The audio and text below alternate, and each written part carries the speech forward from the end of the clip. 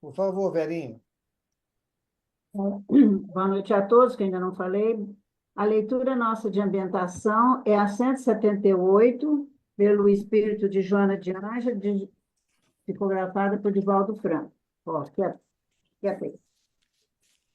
Controla a tua ansiedade. A ansiedade mal dirigida produz danos orgânicos de variada classe e gera mal-estar onde se apresenta. Irradia uma onda inquietante e espalha insegurança em volta. A pessoa ansiosa requer mais atenção que nem sempre se lhe pode dispensar. Está sempre queixosa e acarreta problemas para as demais. Vê o que ainda não está ocorrendo e precipita-se em situações indesejáveis para arrepender-se depois. A calma é o abençoado antídoto da ansiedade, que advém quando deseja esforçar-te para viver em paz e confiança em Deus. Parece que esses dias a Joana de Ângelo tem puxado muito a nossa orelhinha, né? Com tantas mensagens, cobrando mesmo, né? Várias coisas que às vezes nós nem não nos damos conta. E a questão da ansiedade eu vejo que é um grande problema, ou situação difícil da atualidade. E nós temos que fazer um exercício para controlar, para melhorar, para que a gente possa viver melhor, né? E buscar sempre calma nas horas de maior desespero, de maior sofrimento, de maior aflição. Então, ela vem nos dar esse alento. Ok, obrigado, Verinha. Eu percebo, né, que quando ela fala aqui, né, que essas pessoas ansiosas, né, vê o que ainda não está ocorrendo e precipita-se a situações indesejáveis para arrepender-se depois, né? Muitas das vezes nós, né, como diz o Bezerra, né, nós somos fontes criadoras, né, usinas geradoras de saúde e doença, de equilíbrio e harmonia.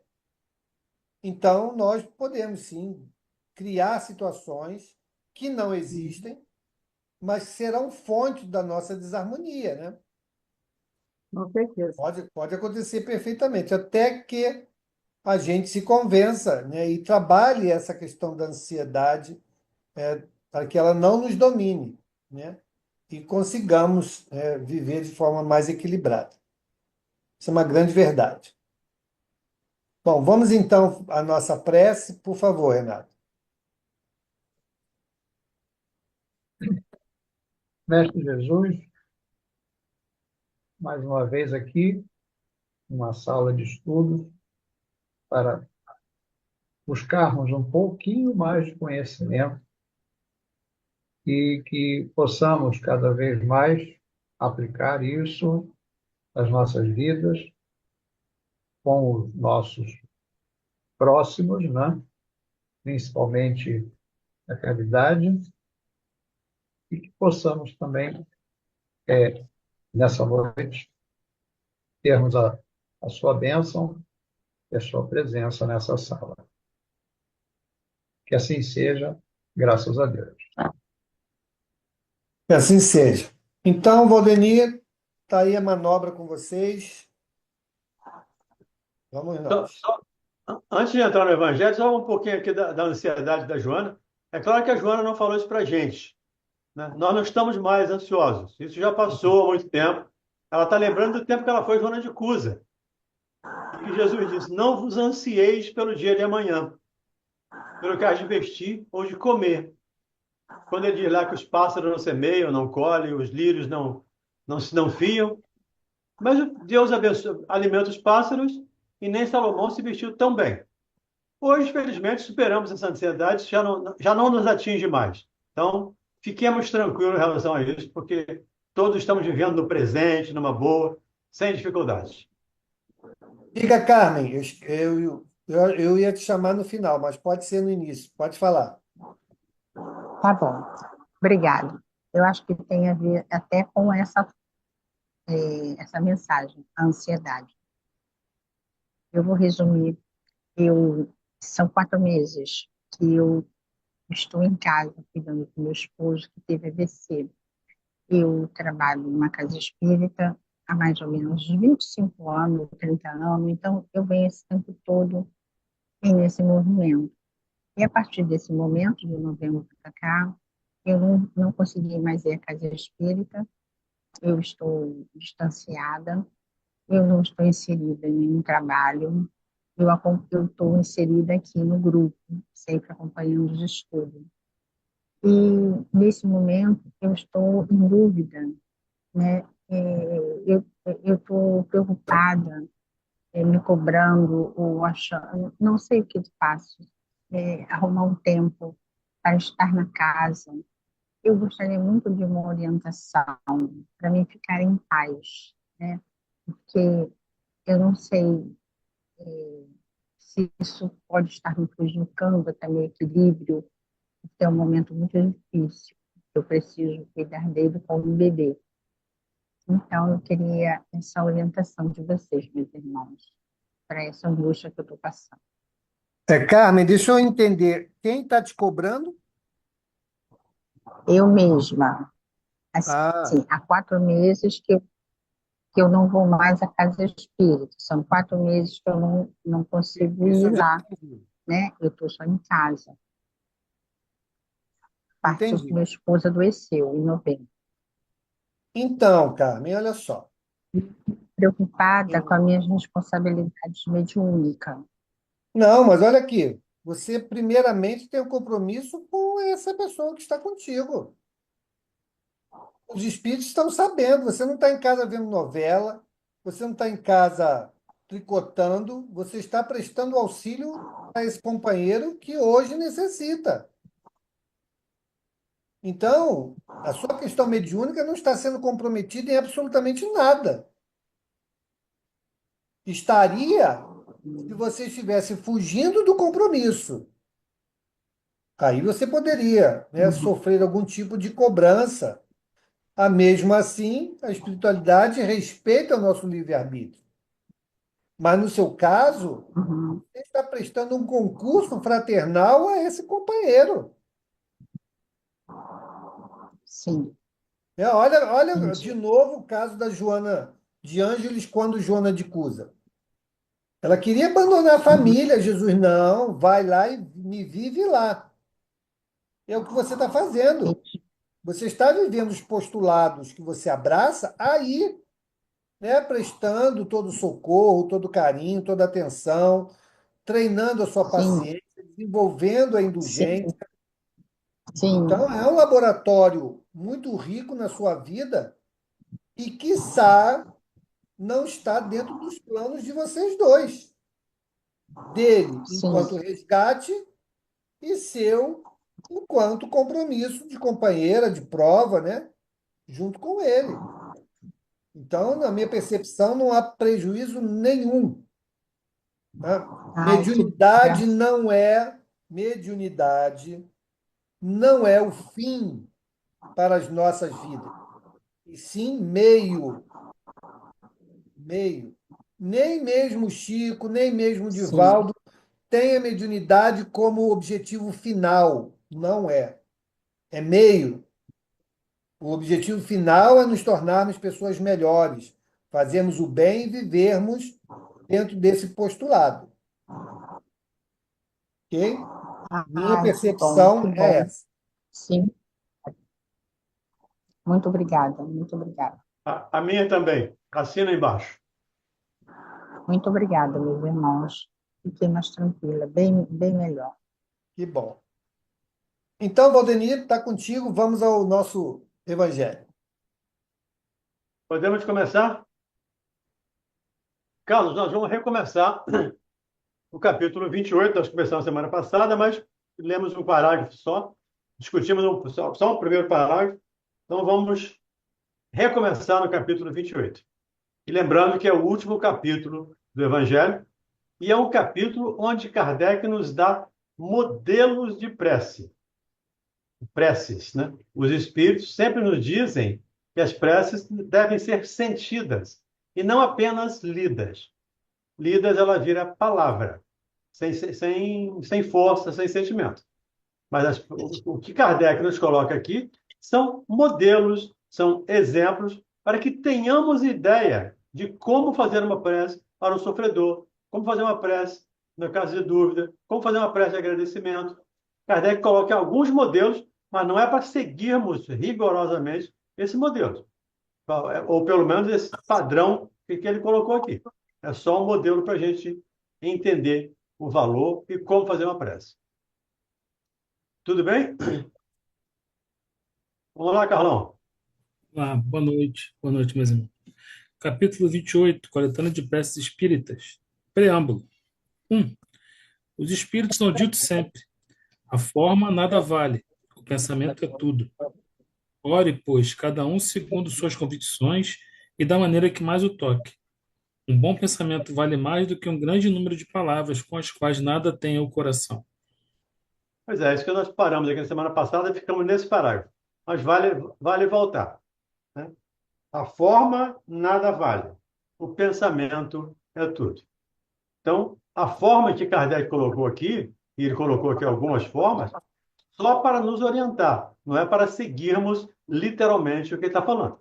Até porque se seguirmos e não tivermos o sentimento, o pensamento voltado para aquelas palavras, elas não têm nenhum sentido. E a palavra precisa ser a veste do pensamento. Então, eu preciso falar o que eu estou pensando, principalmente numa prece.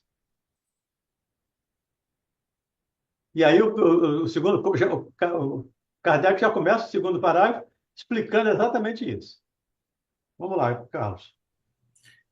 Os espíritos jamais prescreveram qualquer fórmula absoluta de preces. Quando dão alguma, é apenas para fixar as ideias e, sobretudo, para chamar a atenção sobre certos princípios da doutrina espírita. Fazem-no também com o fim de auxiliar os que sentem embaraço para externar suas ideias, pois alguns há que não acreditariam ter orado realmente, desde que não formulassem seus pensamentos. Perfeito. Então, os espíritos não recomendam de maneira absoluta. A única prece que nós temos ensinada por Jesus é o Pai Nosso. Mas Jesus não disse que foi a única. Isso foi a única que ele ensinou. Ele ditou o que os discípulos, os apóstolos, pediram a ele. Então, ele citou lá o Pai Nosso, a oração dominical, como nós chamamos, para orientar os discípulos como eles poderiam orar. Mas, de novo, utilizando as palavras, utilizando o sentimento. Eu posso substituir todas as palavras do Pai Nosso ou posso tirar todas as palavras. Desde que eu pense, Deus lê o meu pensamento, com toda certeza. A Continuamos? coletânea, a coletânea de preces que este capítulo encerra representa uma escolha feita entre muitas que os espíritos ditaram em várias circunstâncias. Eles, sem dúvida, podem ter ditado outras, e em termos diversos, apropriadas a certas ideias ou a casos especiais, mas pouco importa a forma, se o pensamento é essencialmente o mesmo. O objetivo da prece consiste em elevar a nossa alma a Deus. A diversidade das formas nenhuma diferença deve criar entre os que neles creem, nem ainda menos entre os adeptos do Espiritismo, porquanto Deus as aceita todas quanto sinceras.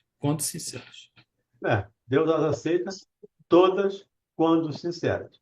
E lembramos, as preces não se perdem.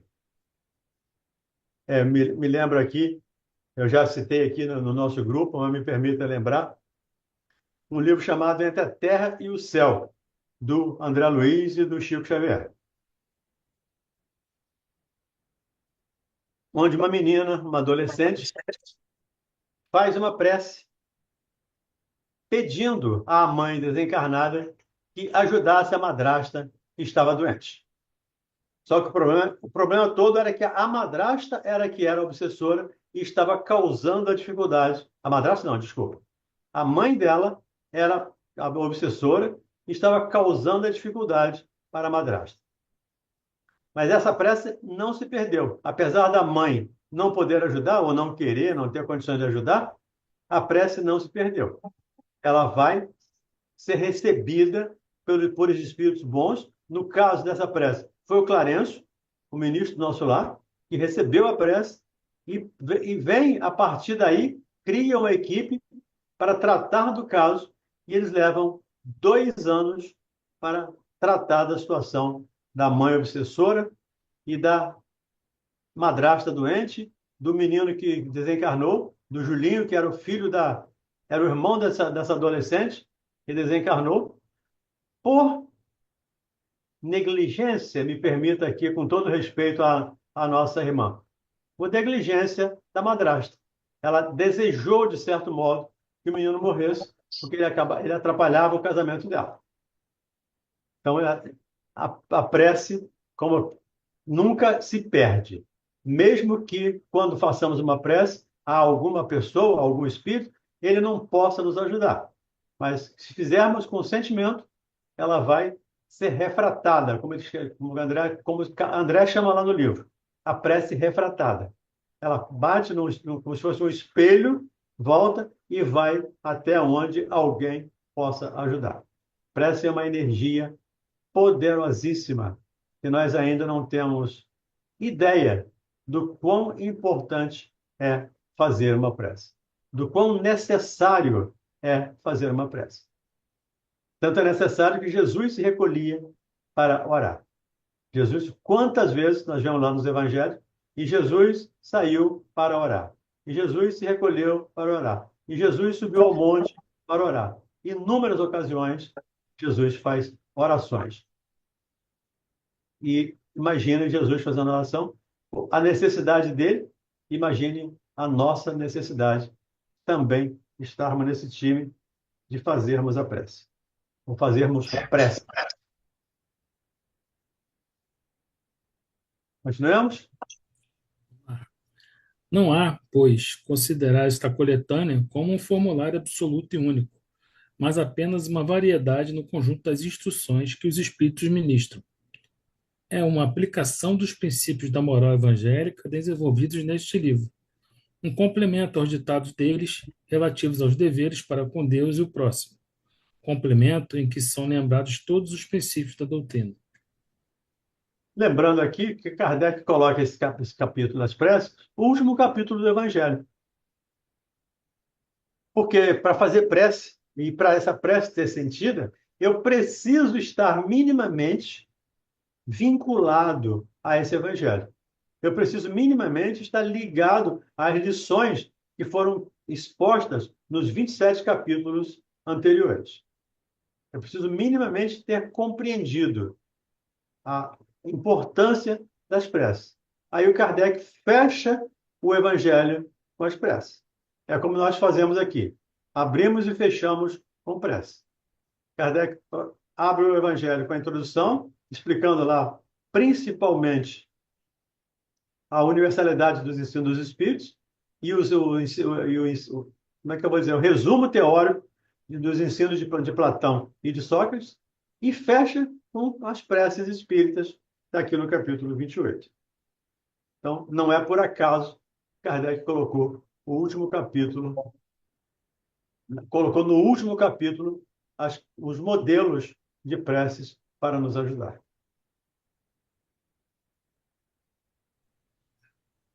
O Espiritismo reconhece como boas as preces de todos os cultos, quando ditas de coração e não de lábios somente.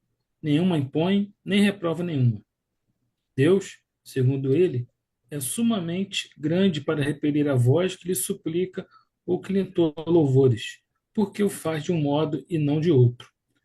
Quem quer que lance anátema às preces que não estejam no seu formulário, provará que desconhece a grandeza de Deus. Crer que Deus se atenha a uma fórmula é emprestar-lhe a pequenez e as paixões da humanidade. É como nós falamos anteriormente, né? É fazer um Deus à nossa imagem e semelhança. É inverter o processo. Nós fomos criados à imagem e semelhança de Deus. Aqueles que creem que Deus prefere uma prece à outra, uma prece de um ao outro, desde que ambas sejam sentidas, é diminuir Deus. É dar a Deus as qualidades não, as não virtudes humanas, as dificuldades que nós temos. Continuemos? Vamos lá. Condição essencial à prece, segundo São Paulo, capítulo 27, número 16, é que seja inteligível, a fim de que a fim de que nos possa falar ao Espírito. Para isso, não basta seja dita numa língua que aqueles que ora compreenda. Há preces em língua vulgar que não dizem ao pensamento muito mais do que se fossem proferidas em língua estrangeira, e que por isso mesmo não chegam ao coração. As raras ideias que elas contêm ficam mais das vezes abafadas pela superabundância das palavras e pelo misticismo da linguagem. Nesse item, o Paulo lembra que as preces precisam ser inteligíveis. E ele diz: se eu faço uma prece e ninguém entende as minhas palavras, eu sou como um bárbaro. Um bárbaro, aquele que não era judeu, não era hebreu, e que não era politeísta, adoradores, e que falava uma língua que não o latim ou o grego. Então, Paulo diz lá, São Paulo diz, as preces precisam ser inteligíveis. Porque se eu falo e ninguém entende, eu sou como bárbaro. Ou se alguém ora e eu não entendo, para mim é como bárbaro. Eu não entendo o sentimento, não entendo as palavras. E não é pela multiplicidade das palavras, mas pelo sentimento que se coloca. Diga, Carmen Vieira.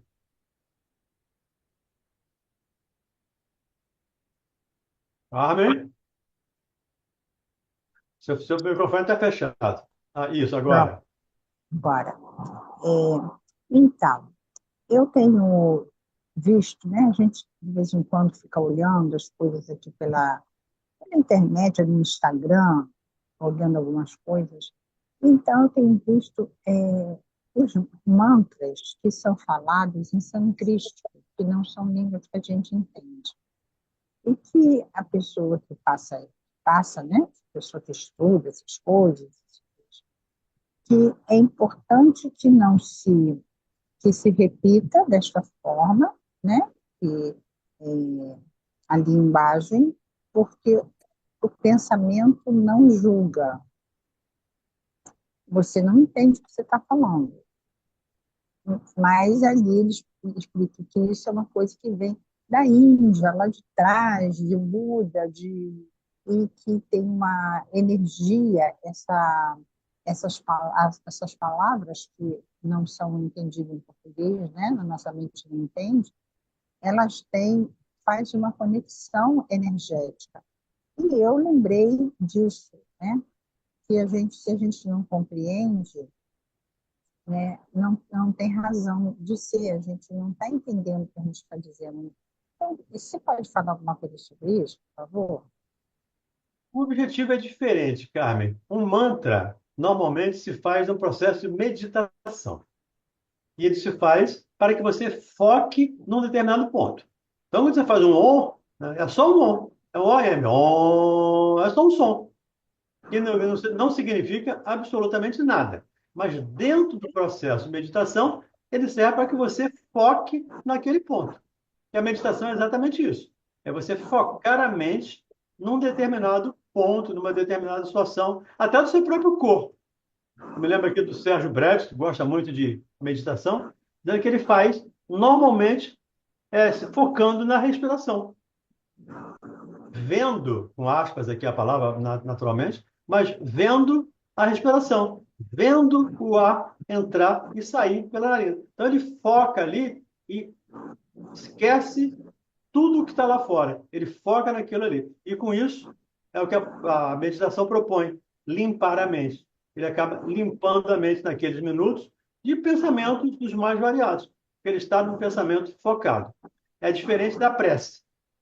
A prece, nós temos um objetivo, nós temos um pedido, nós variamos os nossos sentimentos. Na meditação, não. Meditação é só para não distrair a mente. É só para ficar num pensamento. Se você conseguir fazer a meditação sem mantra, sem nenhum problema. O mantra é só um instrumento, é só um meio, como lembrou o Mauro aí no início, quando falou da mediunidade, o mantra é só um meio, não é a finalidade. Finalidade é você esvaziar a mente dentro do processo meditativo. Não sei se eu Tá? pude ajudar de alguma maneira. Ajudou sim. Tá bom, obrigado. Ok. Robson, Boa noite, boa noite. boa noite. Esse trecho me lembrou uma vez, quando eu era pequeno, e um tio meu quis orar comigo, né? Aí ele, orando, eu não sabia muito bem, e ele começou a orar, falar muitas coisas, e de repente ele começou a falar de uma forma que eu não estava entendendo, né? E depois ele falou que, depois de um tempo, ele falou que estava falando em línguas. E agora tem umas religiões aí que eu realmente não sei dizer quais são, que tem essa prática de falar, de orar em línguas. Seria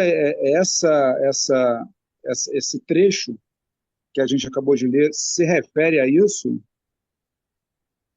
Eu creio mais, Robson, que se refere muito mais ao Pentecostes. A Pentecostes está lá no Atos dos Apóstolos, é aquele momento em que os discípulos, os apóstolos, oram no seu idioma, lá no aramaico, no hebraico, e todos que estavam ali, naquele momento, de vários países próximos ali, entenderam a prece no seu próprio idioma. Então, os filipenses entenderam lá no idioma que eles falavam. Eu não sei qual era o idioma dos filipenses, mas eu fiz, sei lá, um Filipe qualquer. Não tem ideia. Mas os árabes,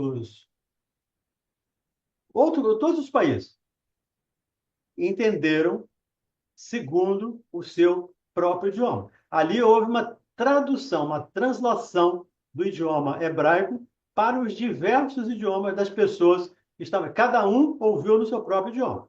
Então, eu creio que o Paulo estava falando sobre isso. Especialmente quando Paulo escreve lá aos Coríntios, quando ele fala da prece, ele fala disso também. Se há, ele fala da necessidade dos tradutores. Se há alguém que fala em língua, diz ele, há necessidade de alguém que traduza.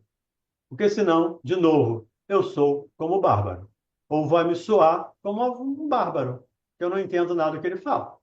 E se o sentimento não está associado às palavras, essa palavra, dentro da prece, não faz muito sentido. E eu não posso colocar um sentimento a uma palavra que eu não conheço. Eu falo, dou um on lá qualquer. O que significa on? Eu não sei. Então, eu não vou associar um sentimento bom ou ruim a isso, porque não faz sentido para mim. Essa é a ideia de Paulo. Então, eu me ligo muito mais no Pentecostes do que nessa ideia. Até porque todas as demais ideias, aí falar em línguas, então, desse ato das línguas de fogo lá do Pentecostes, do ato do Pentecostes. Não sei se ajudou, se não ajudou, fica à vontade para a réplica, para a atlética, fica à vontade. Eu queria também aproveitar essa fala do Robson, dizendo que a orientação que nós estamos vivendo aqui no Evangelho, e que faz todo sentido, é que as mensagens precisam ser compreendidas, né? Quando você intencionalmente eh, traz palavras, né, que ninguém entende, a mensagem não está sendo entendida. Então, é muito mais uma situação de espetáculo, né, do que efetivamente um poder dado a uma palavra XYZ. Entendeu? Às vezes são palavras montadas, que não têm significado nenhum, mas que as pessoas soltam porque a grande maioria não sabe, é ignorante, né? E acha aquilo, nossa, olha, o pastor falando línguas, não sei o quê, que não tem sentido nenhum.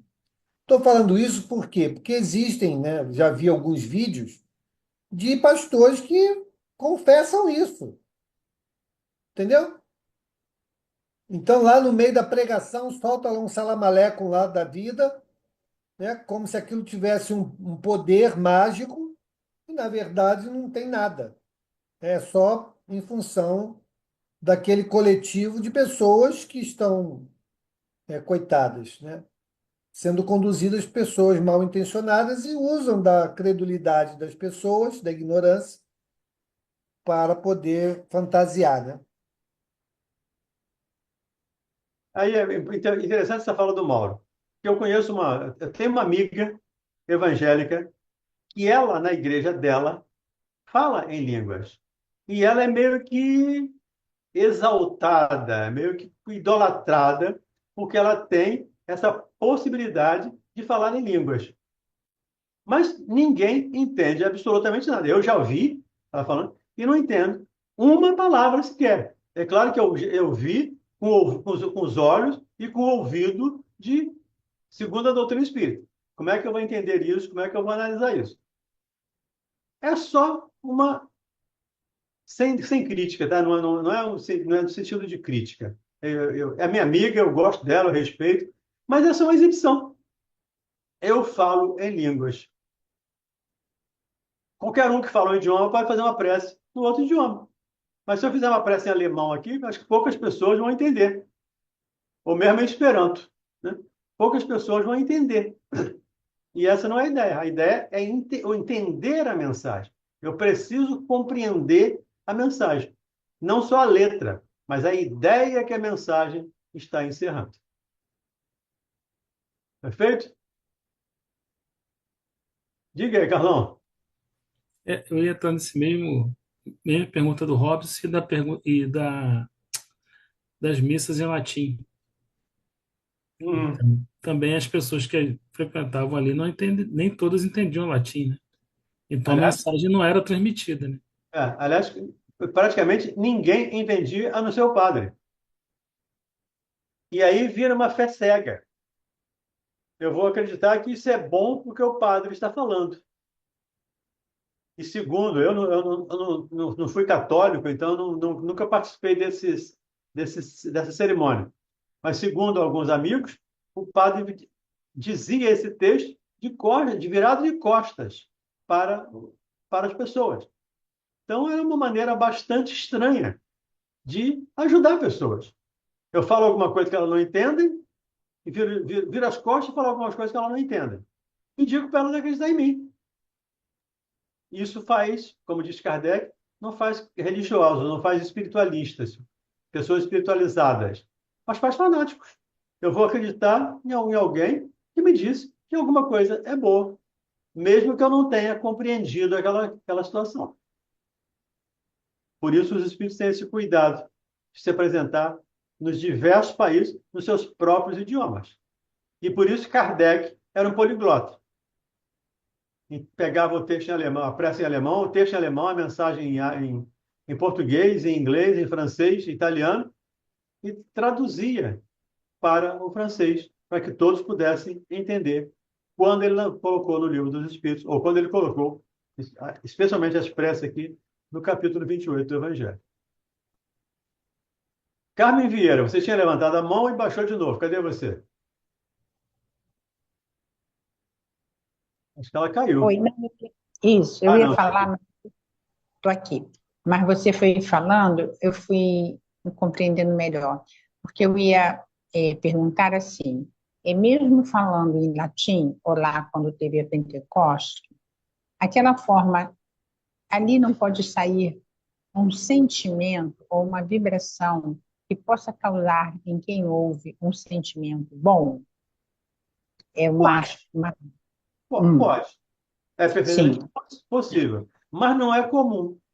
Pode acontecer para alguns, Hum. mas para a grande maioria não vai acontecer. Sim, mas mesmo assim, isso só não basta, né? Porque você vai sentir uma conexão com aquilo, mas você vai sair vazio ainda, ou o Sim, sentimento vai você ficar vai vazio. sim, Hum. pode dizer. Você vai continuar sem o esclarecimento, né? Sem a compreensão, mesmo tendo um bom sentimento, né? Uhum, perfeito. Tá. No Pentecoste é diferente. O Pentecoste foi um ato evangélico, né, pelos próprios apóstolos, né, comandado por Jesus. Tanto é que o Evangelho diz lá: descia sobre os apóstolos como se fossem línguas de fogo. Então, além da tradução das palavras, tinha um efeito físico, visual, que impressionava as pessoas. E o tempo de Jesus precisava impressionar as pessoas para elas acreditarem. Daí ele falar no fogo do inferno, no fogo eterno, para Sim, tá bom. despertar as pessoas. Obrigado, tá? Tudo bem. Continuemos? A qualidade principal da prece é ser clara, simples e concisa, Tá sem, aí. Acho que responde tudo, né? A qualidade principal da prece é ser clara, simples e conciso, sem fraseologia inútil. Então, é por isso que a prece do Benedito, é bem folclórica, né? Mas Pai, o Benedito está aqui. Era a prece que ele sabia fazer. E era a prece que Jesus ouvia. E Jesus vai ouvir o nosso sentimento. E tem uma frase do Leon Denis, está no livro, se não me engano, Problema do Ser, do Destino e da Dor, se não me engano, tá? Não tenho certeza. Ele diz que o trabalho do bem é a melhor prece que podemos fazer. Então, a prece é importante? Com toda certeza. Mas o trabalho no bem é uma grande prece. Precisamos não esquecer disso. Desculpe te interromper, Carlos. eu vou ler aqui de volta. A qualidade principal da prece é ser clara, simples e concisa, sem fazer elogio inútil, nem luxo de epítetos, que são meros adornos de lantejoulos. Cada palavra deve ter alcance próprio, despertar uma ideia, pôr em vibração uma fibra da alma. Numa palavra, deve fazer refletir. Somente sobre essa condição pode a prece alcançar o seu objetivo. De outro modo, não passa de ruído. Entretanto, notai com que ar distraído e com que volubilidade elas são ditas na maioria dos casos.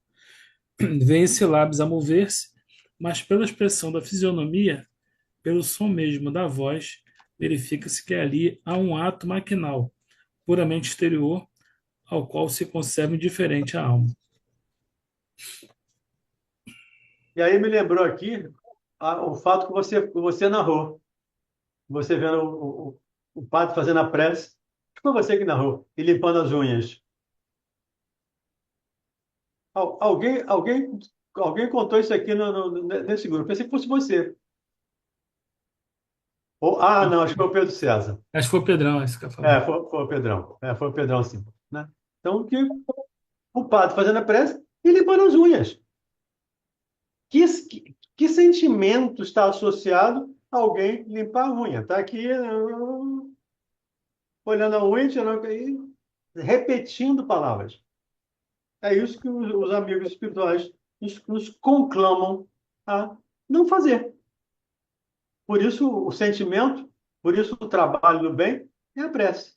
Me lembra aqui uma frase do apóstolo Tiago, em termos não de prece, mas de fé.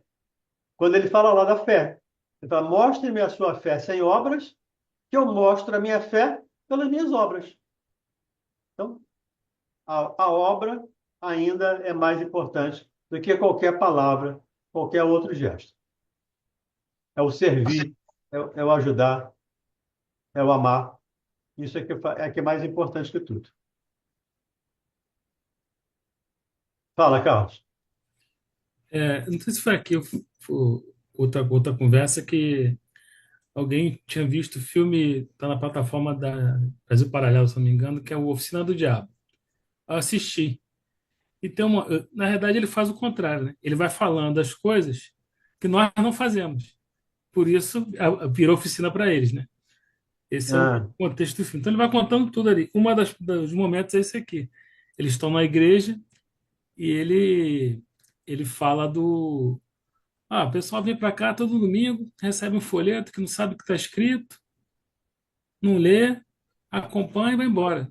Quer dizer, que é isso daqui, veio esse lábio mover-se, mas pela expressão da fisionomia, pelo som mesmo da voz, verifica ali apenas ato maquinal. Ele faz várias críticas durante o filme, uma dessas é sobre isso aqui, sobre uma missa, né, que eles estão lá presentes, observando os fiéis. Você tem que entender que o sentimento, como ele diz no início aqui, né? Para o espírito, o pensamento é tudo.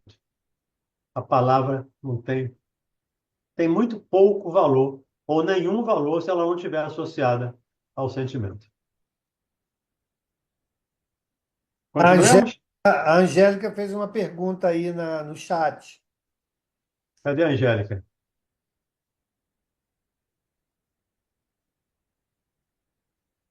Vou ler aqui, ó. Em Pentecostes não foi um momento de demonstrar a mediunidade dos apóstolos? Sim, também isso. Mediunidade de xenoglosia, onde o médium é capaz de falar em línguas. Mas, se as pessoas não entendessem, não faria nenhum sentido, mesmo que demonstrasse mediunidade. Mas se eu não entender, se as pessoas que estavam ali não entendessem, não faria sentido. Então, eu também entendo, Angélica, que seja, sim, uma demonstração da mediunidade daqueles apóstolos. Mas, ainda assim, todos entenderam no seu próprio idioma. Então, todos entenderam o que estava sendo dito e puderam associar os seus sentimentos a cada palavra, como Kardec vai colocar a partir de agora nesse. Lá no item 1, né, quando ele começa a descrever a oração dominical. Se você quiser falar, Angélica, fique à vontade.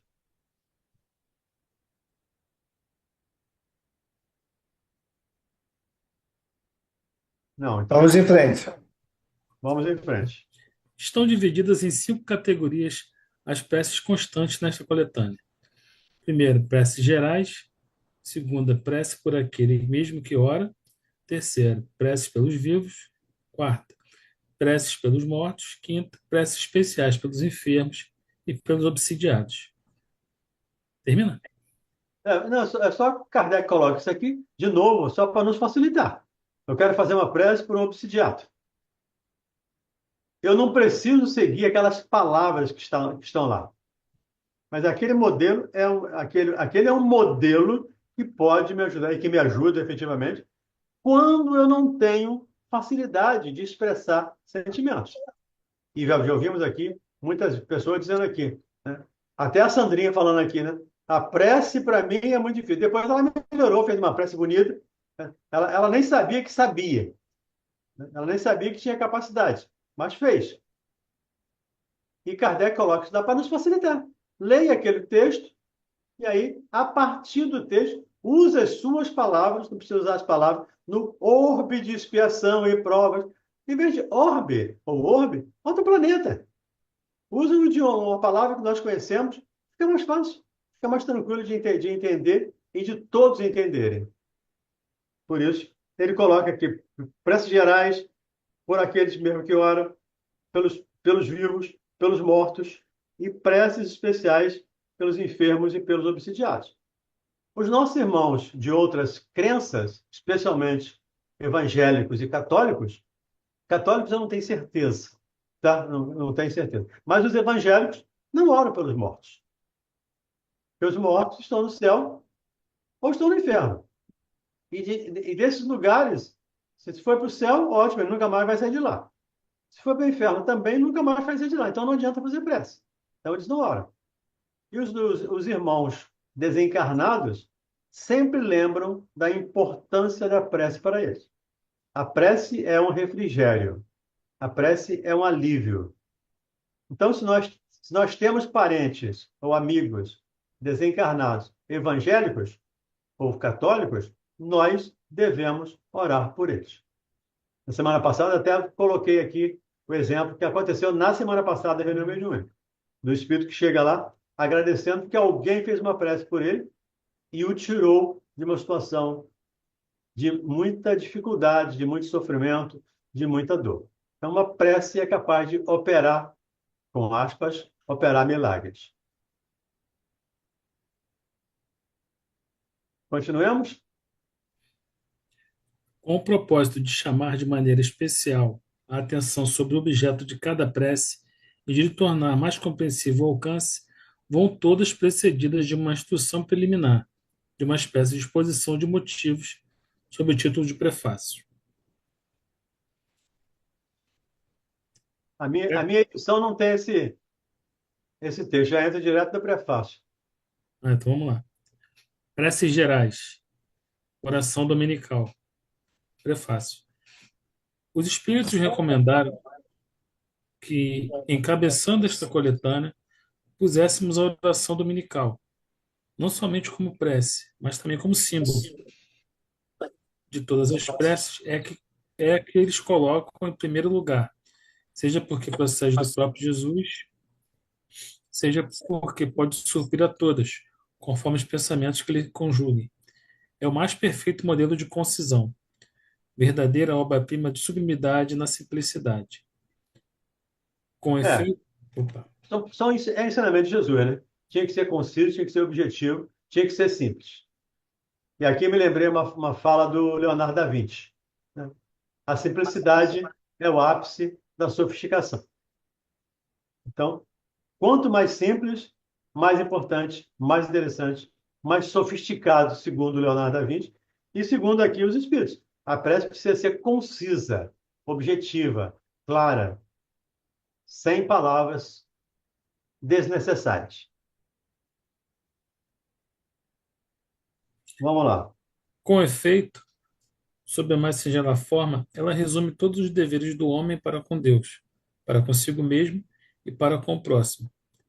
Encerra uma profissão de fé, um ato de adoração e de submissão, o pedido das coisas necessárias à vida e o princípio da caridade. Quem a diga em intenção de alguém, pede para este o que pediria para si. Alguém levantou a mão aí? Alguém falou alguma coisa? Não? Ok, então se alguém está tudo bem, então vamos seguir em frente, Carlos. Contudo, em virtude mesmo da sua brevidade, o sentido profundo que encerram as poucas palavras de que ela se compõe escapa à maioria das pessoas. Daí vem o dizerem-na, geralmente sem que os pensamentos se detenham sobre as aplicações de cada uma de suas partes.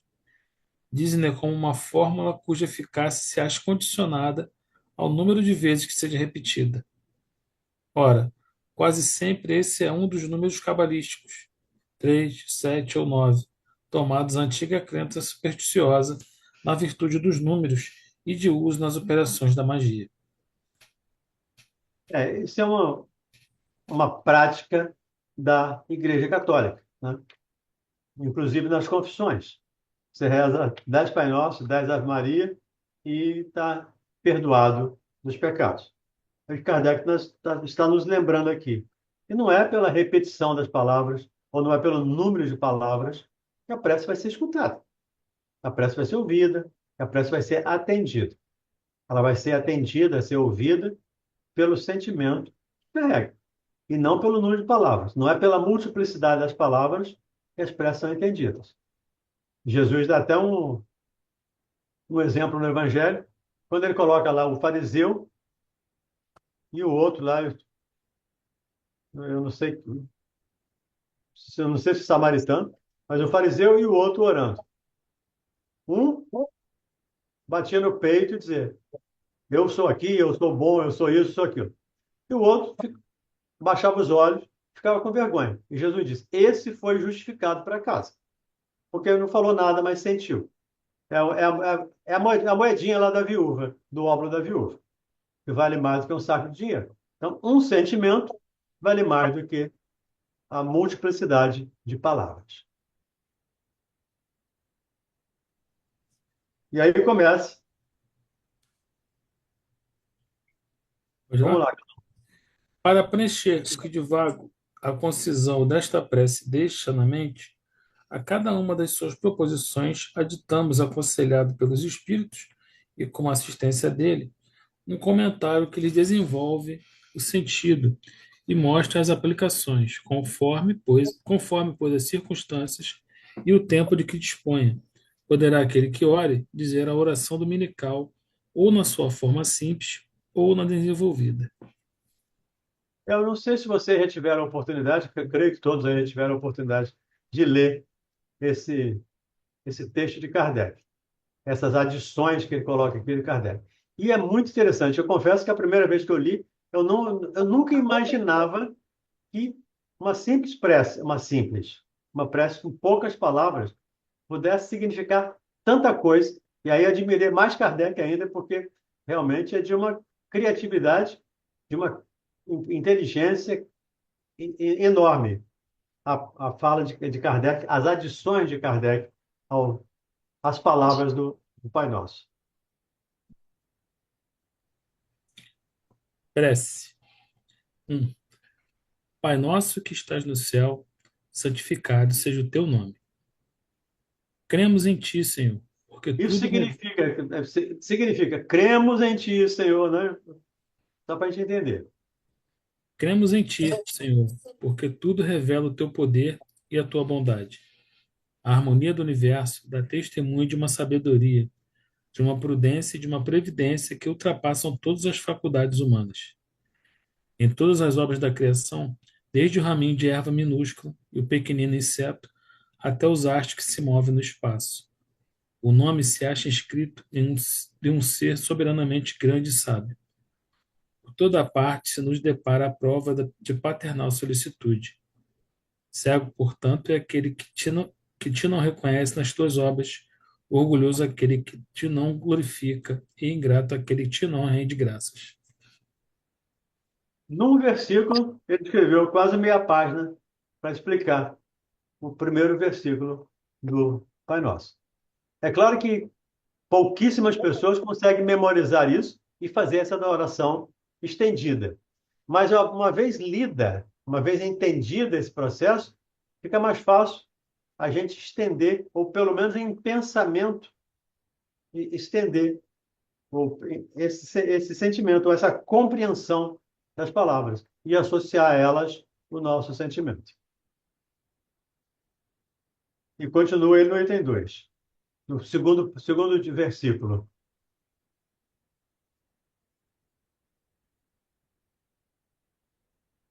Tá mudo, Carlos.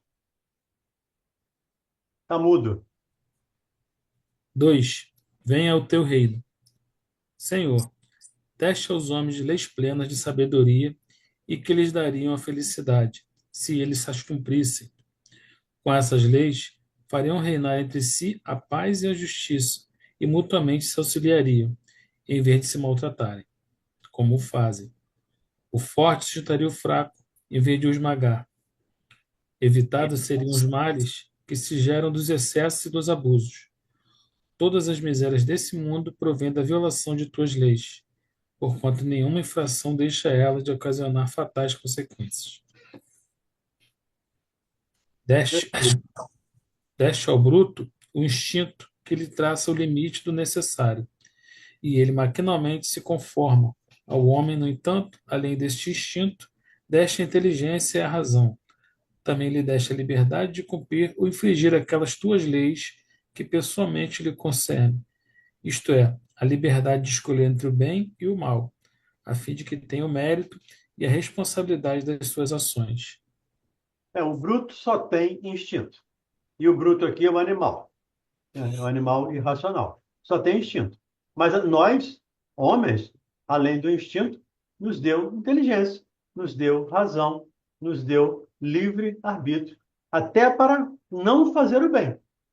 Ele podia perfeitamente nos obrigar a fazer o bem, mas isso não traria mérito para nenhum de nós. Então, o que ele nos dá a liberdade de não seguir as leis de Deus. É claro que isso gera consequências e teremos que responder por isso. Mas nós temos a liberdade e como estamos fazendo uso dela até hoje. Mesmo depois de 2.000 anos de evangelho, quase 5.000 anos de Bíblia, mais 2.000 anos de evangelho, nós ainda não o entendemos, ainda não o praticamos em função da nossa liberdade. E, por consequência, temos que responder por isso que deixamos de fazer, ou porque estamos fazendo, ou pelo que deixamos de fazer. Ninguém, Continuamos? ninguém pode pretextar ignorância das tuas leis, pois com paternal previdência quiseste que ela se gravasse na consciência de cada um, sem distinção de cultos, nem de nações. Se as violam, é porque as desprezam. E aí a gente volta lá no estudo que nós fizemos do Livro dos Espíritos. Onde está inscrita a lei de Deus? Questão 621 lá do Livro dos Espíritos. Os próprios Espíritos respondem na consciência. E Kardec está ratificando, não for aqui o Livro dos Espíritos, o Evangelho, um aprofundamento do Livro dos Espíritos. Kardec está ratificando aqui o que os Espíritos falaram lá atrás. Que as leis de Deus estão escritas na nossa consciência. Então, ninguém pode protestar a ignorância de tuas leis, pois, com paternal providência, quiseste que elas se gravassem na consciência de cada um, sem distinção de cultos nem de nações. Se violam, é porque queremos violar, queremos desprezar a lei. Mas todos temos a lei de Deus inscrita em nós. Mesmo aquela pessoa mais perversa, digamos assim, mais ignorante, ainda assim, ela tem a lei de Deus inscrita nela. As leis de Deus inscritas. Mas, como Kardec diz, ele também nos deu liberdade para não agir, para não seguir essas leis, se não quisermos. Continuemos. Dia virá em que, segundo a tua promessa, todos as praticarão. Desaparecido terá então a incredulidade. Todos te reconhecerão por soberano Senhor de todas as coisas. E o reinado das tuas leis será o teu reino na terra. É o que Diga-lhe, nós estudamos no Livro dos Espíritos. Todos seremos espíritos puros. Um dia. Ainda hoje, quando eu cheguei lá no nosso grupo de estudo, uma das participantes me perguntou: qual é a notícia boa de hoje para mim? Eu disse: seremos espíritos puros um dia. Ah, mas isso não é bom, tio, não é bom, isso é ótimo. Né? É a melhor notícia que nós podemos ter. Então é o que Kardec está dizendo aqui. Dia virá que, segundo a tua promessa, todos as praticarão. Então elas não ficarão só em germen, como na maioria das vezes acontece conosco hoje. Temos as leis de Deus em nós? Temos. Mas não as desenvolvemos. Elas continuam lá em germe, continuam como sementes. Precisamos plantar, regar, adubar, para que ela possa florir e frutificar.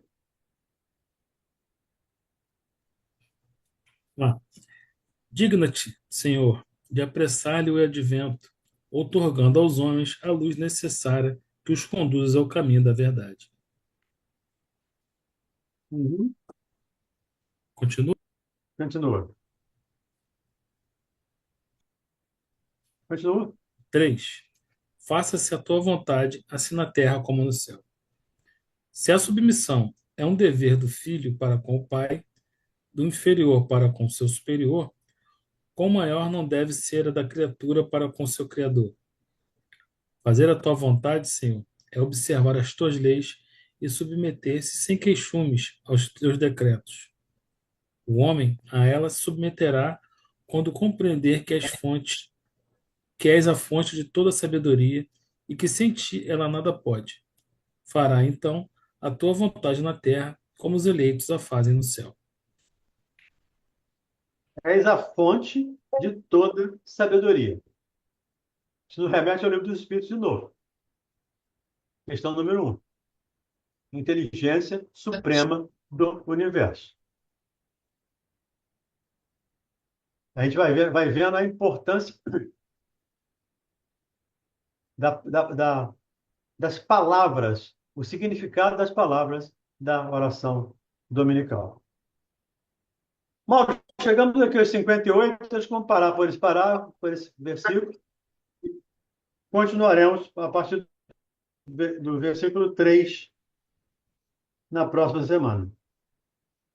Na verdade é o 4, né? 4, isso, 4. 4. Passou tão rápido. A gente retoma do início, né? Faz uma Passa leitura rápido. e depois avança. A gente faz uma leitura direto e comenta a partir do 4. Isso. Próxima semana vai ser dia 18. Maravilha. Gente, obrigado, obrigado, Carlão, obrigado, Valdeni, a todos que colaboraram aí com os comentários. Vamos então fazer a nossa prece de encerramento da noite de hoje. Vamos pedir ao nosso irmão Roberto. Roberto, faz a nossa prece, por favor.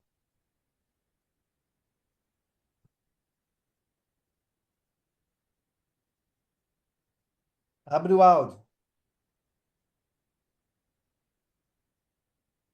Ele está sendo modesto, a prece dele é boa. Eu não sei fazer também, não. Não tem problema não, a gente está aprendendo junto. Então vamos lá. Vamos aprender todos juntos, Roberto. Tá bom. Que Deus nos ajude. Vamos lá. Agradecemos a Deus em nome do Cristo. Só um minuto, Pelo Roberto. aprendizado Só um do dia de minuto. hoje. Só um minuto. Roberto, só um minuto. Oi? Sandra, fecha o teu áudio, está dando eco aqui na sala, que vocês estão muito perto. Tem que fechar o áudio. Está fechado. Tá, não. Então tem que abaixar o volume. Abaixar o teu volume. Alô? Aí, tá. Baixei. Obrigado. Melhorou, obrigado. Agora sim. Agradeço a Deus, agradecemos a Deus em nome do Cristo, pela oportunidade de hoje estarmos juntos, estudando e aprendendo sobre o Evangelho. E agradecer os espíritos amigos que estão conosco também aqui nos amparando, para que a gente possa ter o melhor aproveitamento dos estudos. Enfim, mais uma vez agradeço a todos e a todos do grupo pela participação também. Amém. Assim seja. Obrigado, Roberto. Amém. Que seja. Assim seja. Boa noite para todos aí. Boa noite, Boa noite, gente. Um beijo.